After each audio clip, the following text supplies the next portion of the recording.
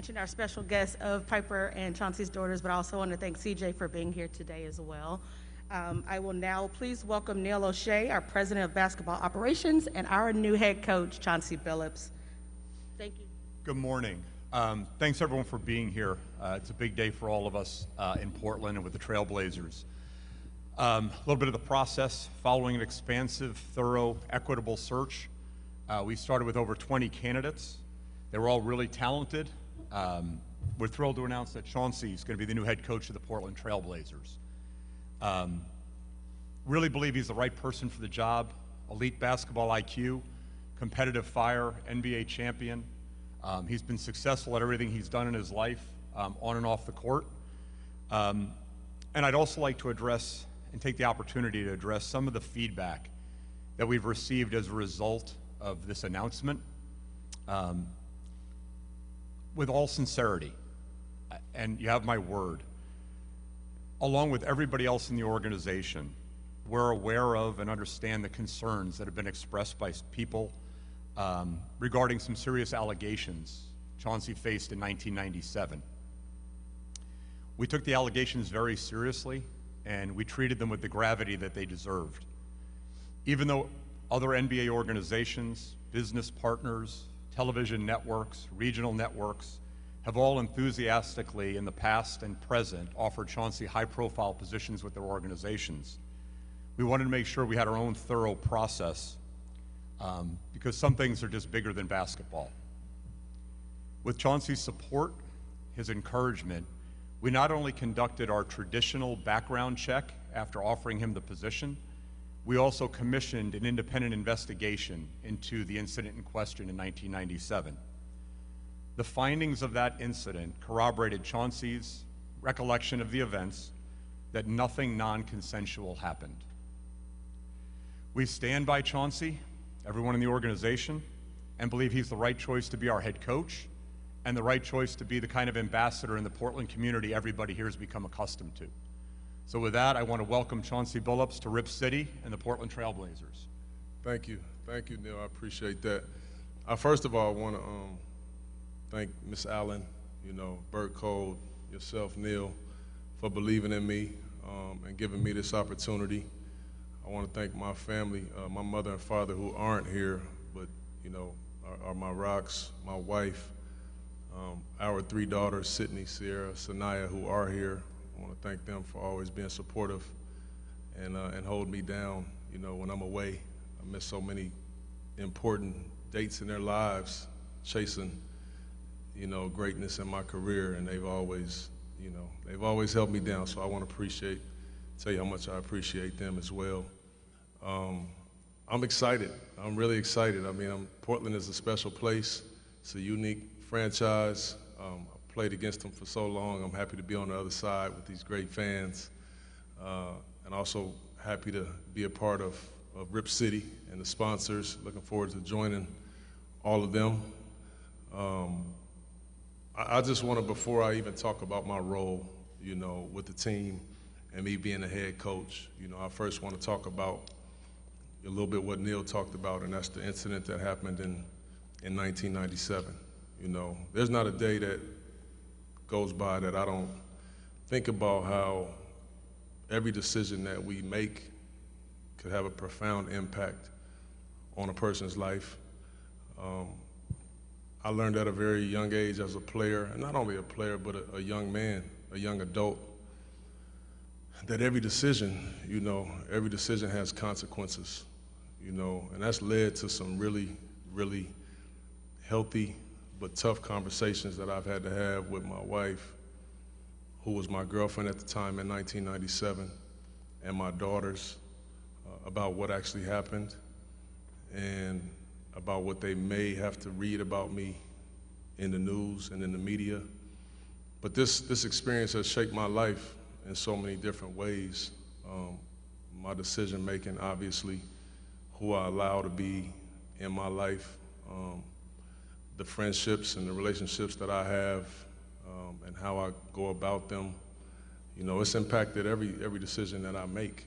It really has, and it shaped me in some unbelievable ways.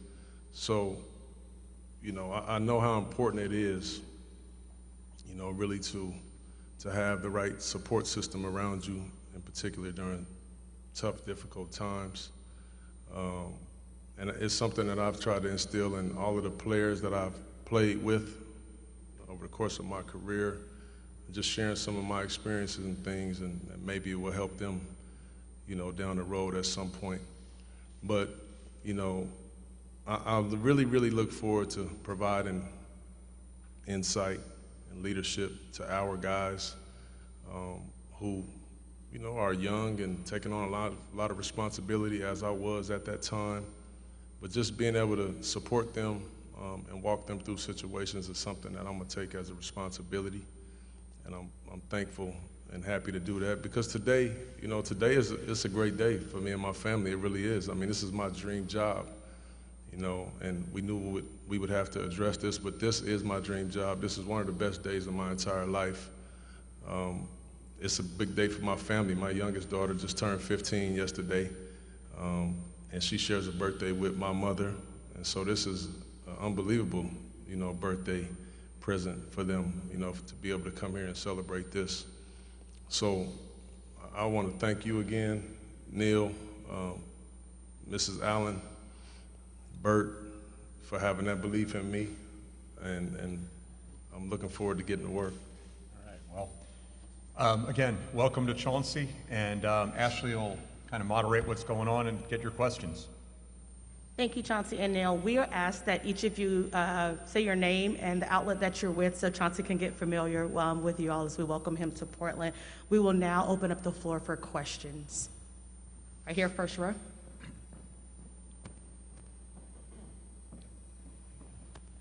This is for Chauncey and Neil. So when Damian Lillard put out there that he wanted either Kid and liked you, that started an immediate backlash because of the background in question in this market especially.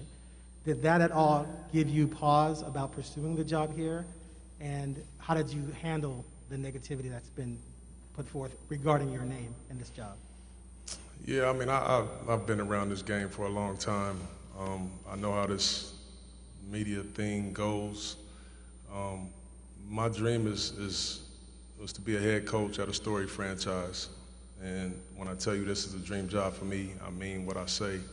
Obviously, you know, having a player like Dame and having CJ and having some of the great players that we have makes any job more attractive.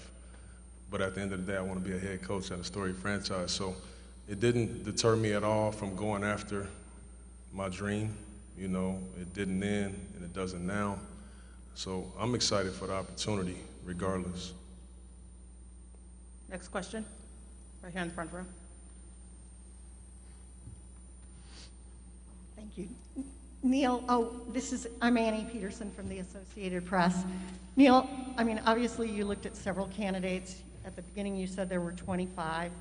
And no offense to Mr. Billups, but there were candidates out there with a greater breadth of experience, including a woman, Becky Hammon. And I'm wondering, you know, why didn't you choose someone with more experience, and what did Mr. Billups say or do that convinced you to, you know, choose him above those other candidates? Sure. Well, one, I'd like to say, you know, we absolutely admire Becky. She did a great job. Obviously, making it as far as the ownership level, you know, of an interview process, you know, isn't easy, Annie. You know, if you start with 20, you know, we narrowed it down to about 6 or 7 we did, you know, Zooms with as a kind of a second round, and then she made it all the way to the ownership level, which is really an endorsement of just how far she's come and how close she is to being a head coach. I mean, look, this was a diverse list of candidates. We felt like we were in an equitable search. I think Chauncey checked a lot of the boxes. You know, we're looking for leadership. He's renowned as one of the great leaders we've had in the NBA. He's a Hall of Fame point guard, in my opinion. The Hall will get their act together next time, maybe. He's a Hall of Fame point guard. Obviously, our 2 best players are, you know, guards like Chauncey. He can relate to them. He's got the presence to hold guys accountable. And Chauncey and I have some history as well. You know, we go back, you know, beyond our relationship with the Clippers. You know, when I against his wishes, claimed him off amnesty when he thought he was going to South Beach with LeBron and Wade and Bosh. And he came to the Clippers instead, and until I stole him away, he's been there ever since. So, you know, I mean, a lot goes into a coaching search. I mean, I think it's fair. There were definitely people that had a bigger body of work, you know, more things we could point to, and we interviewed some of them. Some of them we moved beyond because we really, you know, I think we were looking for somebody that I know has natural gravitas, leadership skills, someone with a history on the defensive end of the floor. And we were willing to bet on the upside, Annie. I mean, quite honestly, instead of kind of knowing the known. You know, it's interesting. I've been talking to some of my colleagues about it when you talk about people in the league, right? So at the end of the season, 16 of the 30 jobs were held by head coaches that had been in other places. You know, only one GM, you know, of all the 30 teams had been someone that had been fired and resurfaced somewhere else, or someone whose contract expired, right? So it's interesting. You know, there's always an opportunity to bring a head coach back, and it's the safe decision at times, right? Because you know they can get it done to a certain level. But we're trying to create a really high ceiling for this roster, and we're looking for unrealized potential, and I think that's not just the players on the roster. That's Chauncey as well. I mean, we just see a big upside there, and we know he's had an impact with the Clippers, you know, in talking to Coach Lou. And you look at what they've done defensively, getting better month by month, and the way they've been able to overcome some injuries and adversity in the playoffs and still be in a conference final with a chance to maybe go to an NBA Finals, even with a roster right now that's missing its preseason starting center and, you know, and arguably, you know, one of the best two-way players in the world. So, like I said, I think all those things lined up, and I think that's why he was the right choice. And I have to say, he went through a very arduous process, you know, to get here. As you can tell, you know, this has been every day since, I don't know, June 4th, June 5th, whatever that day was, we started this process. I mean, I think we made the coaching change Friday night and started the process that Monday. I don't have the exact date.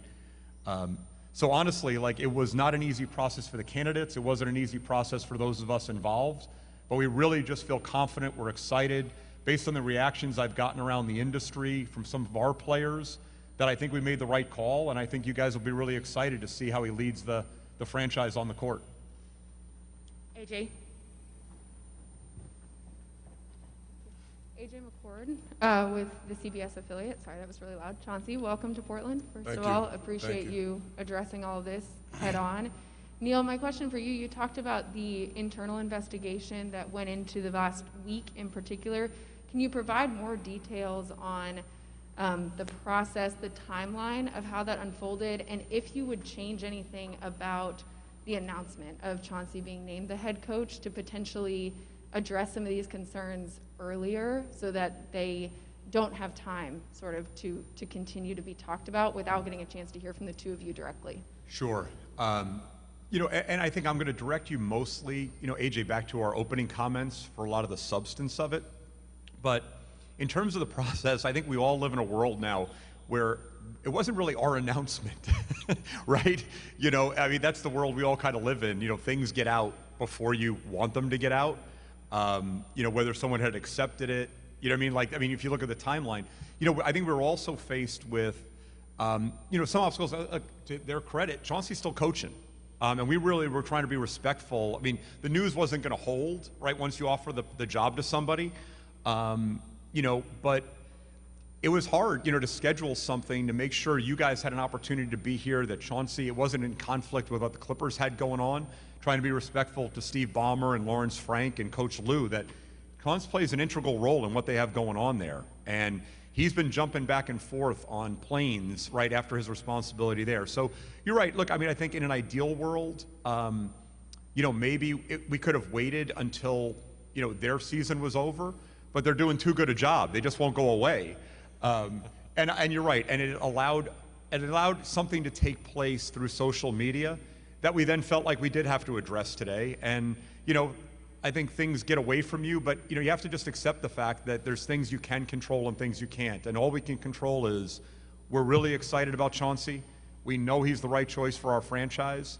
We did everything in our power to vet that incident and not rely on what others had vetted prior to.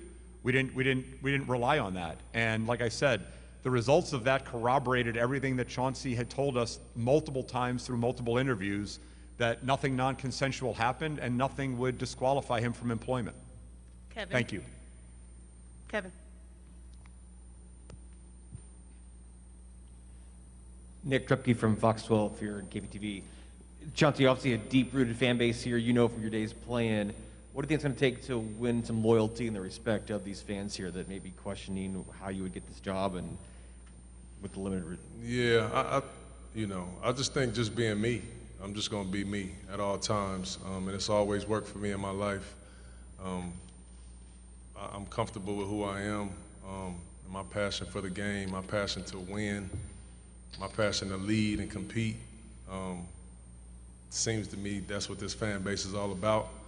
I came here playing against the Blazers for many, many years and had some long, long nights, in that building based on not only personnel, but just how great the fan base was and is.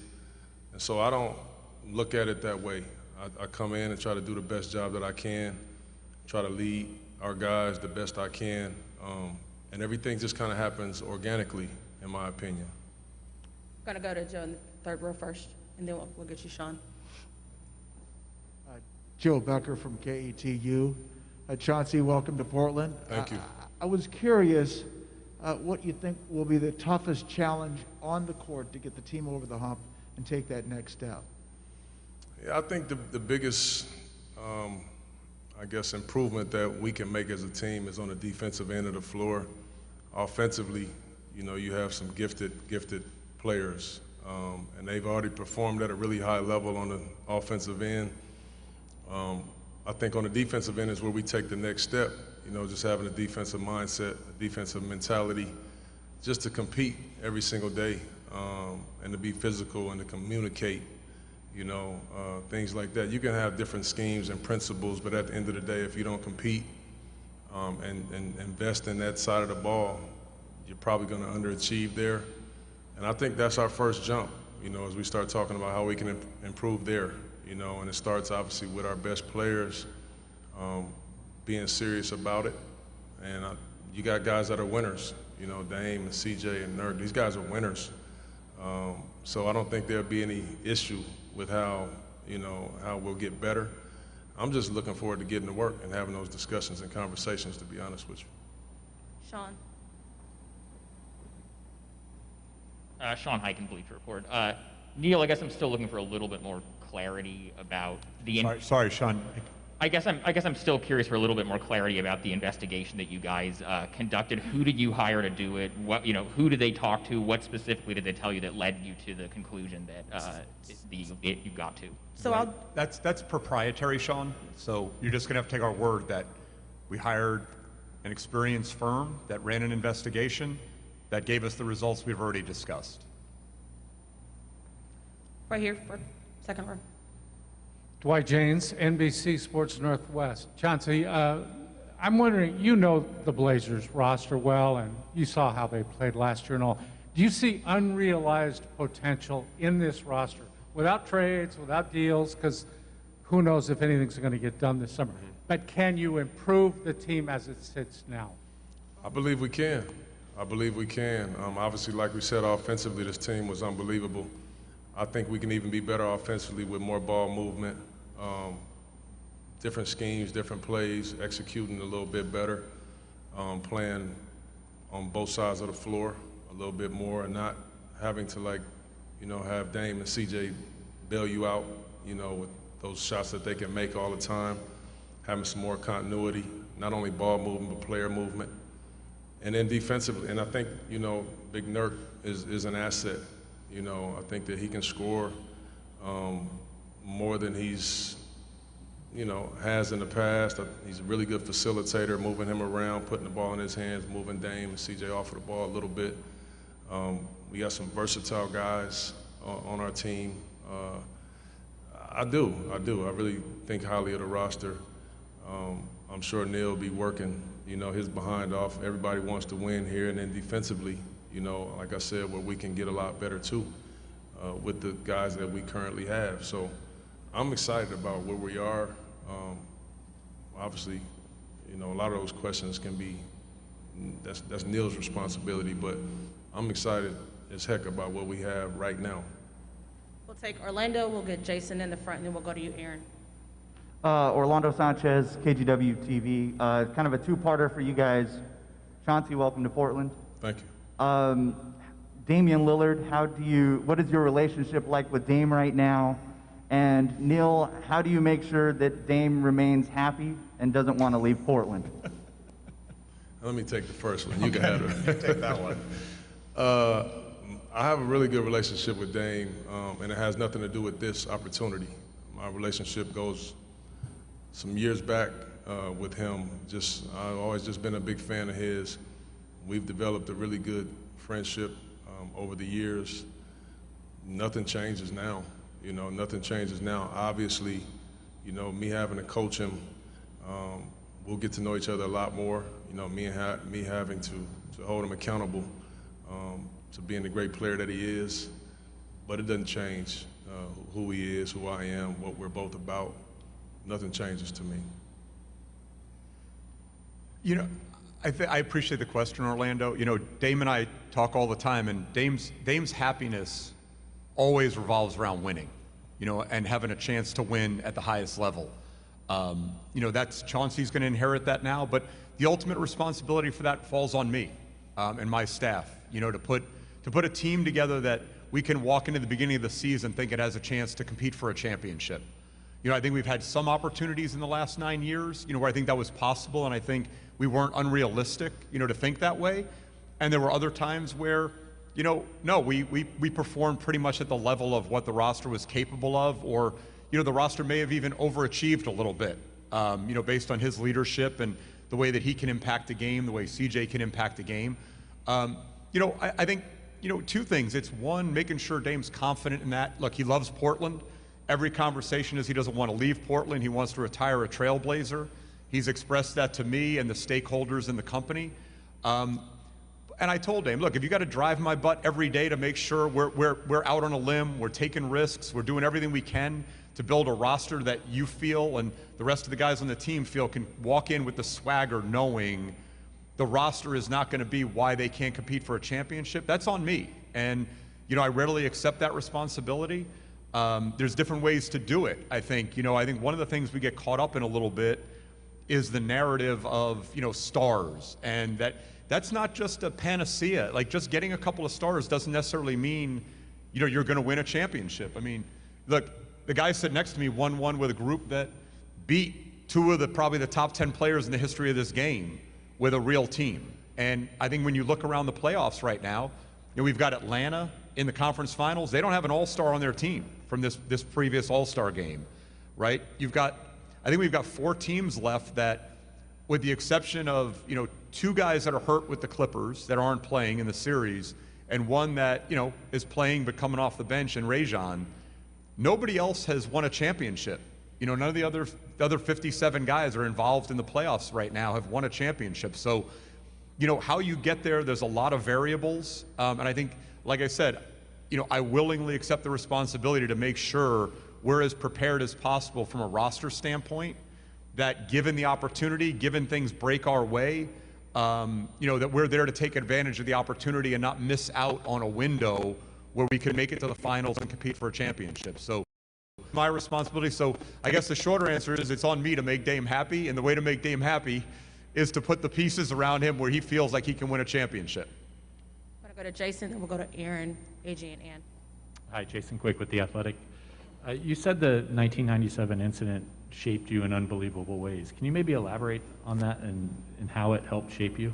Jason, we appreciate your question. We've addressed this. It's been asked and answered, so happy to move on to the next question here, Aaron. Hi, Aaron Fentress with the Oregonian. I forgot to mention my name last time. Damian Lillard has expressed some anger, so to speak, because of the backlash he's received. He said he didn't know about the allegations against you, but clearly he's known about them since at least June 5th. But my question is, how much was he involved in the process of this hire? Was he, as reported, involved in Zoom meetings with you? Have you guys been in contact this entire time? And how much was he behind the selection of Chauncey Billups? So I really appreciate you asking it, Aaron, because I think a lot of what's going on with Dame is unfair, to Dame. Dame was involved in the process, at various phases. He attended a couple of the Zoom interviews. He did have an opportunity to speak directly to Chauncey, Becky, and Coach D'Antoni, who were the 3 finalists that got as far as the Seattle part of the process with Jody and Bert. And look, you guys know, we've talked about this every time we do a postseason media available. Dame's opinion and Dame's feedback is really important to the decisions we make, whether it's trade, free agency, right? Not draft. But make no mistake, look, at the end of the day, the organization made the decision. We have different sectors in this organization, and Dame represents the player sector, and we took his input in the process. We value it. It's important to us to kind of know where he stands, but at the end of the day, this is an organizational decision, and the organization believes that Chauncey's the best person to be our head coach. We're going to go to Ann and AJ. Hey, Annie Peterson again with the Associated Press. Neil, why a 5-year deal? Because we believe in Chauncey. Honestly, there were other ways we could have structured the contract. It ended up being 4 years with a team option. The idea is that, like a player, right, when you try to find someone with a lot of potential and talent and upside, and you want them to grow with the organization, you want to give them the confidence to know that it's not every single game, is the outcome of whether or not they're going to be here or not from a contractual standpoint. So I think you want people operating from a position of confidence. And I think from the organization's perspective, it's a matter of, we really believe in Chauncey. We want this to be a long-term hire, and we're confident that it's going to work out. And we want to have the ability to realize the fruits of this, that we understand, to your point earlier, Annie, that we didn't hire the most experienced coach, but we think we hired the coach with the highest ceiling for this organization, and we'd like to realize the benefit of that down the road. We're going to get Aaron, AJ. I'm sorry, your next question. My apologies.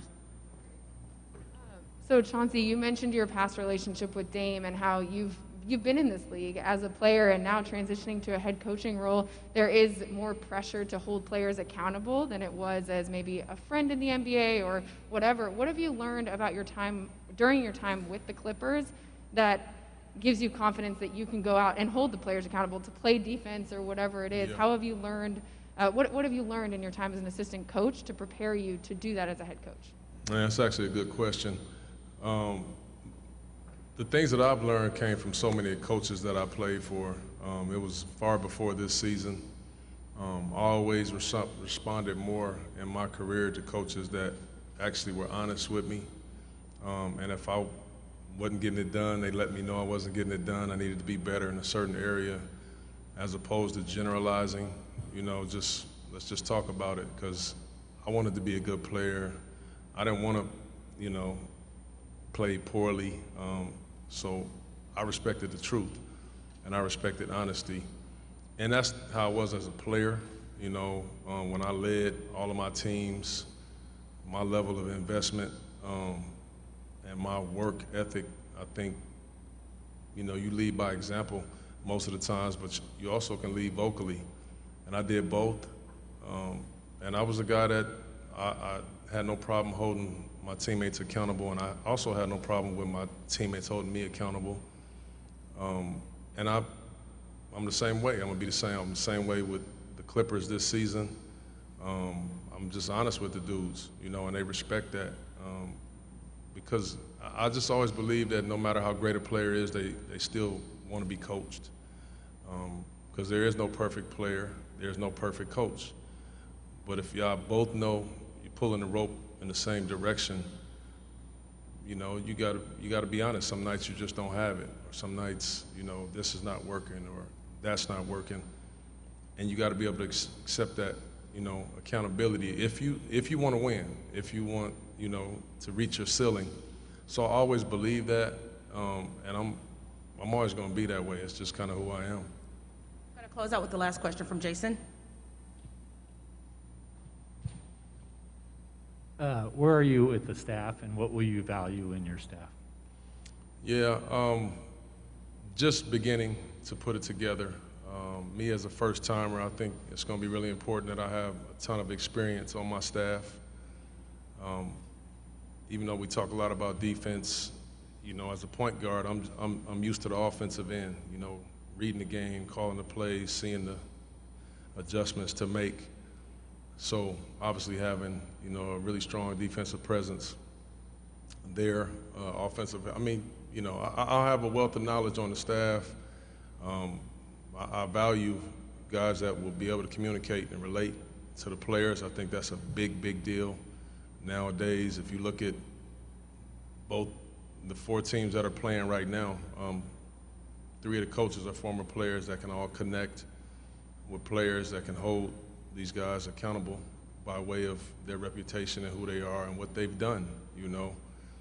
And that's you know, Bud is really good at it as well, but he's not a former NBA player. And these guys are all point guards, so there's something to be said about that. You know, I've always believed that, and that's kind of who I'll be as a coach. I won't be making any adjustments. I am who I am, you know, and I think that it will bode well for our group. This concludes today's press conference. Thanks for everyone's time. We'll get a quick photo up here with Chauncey.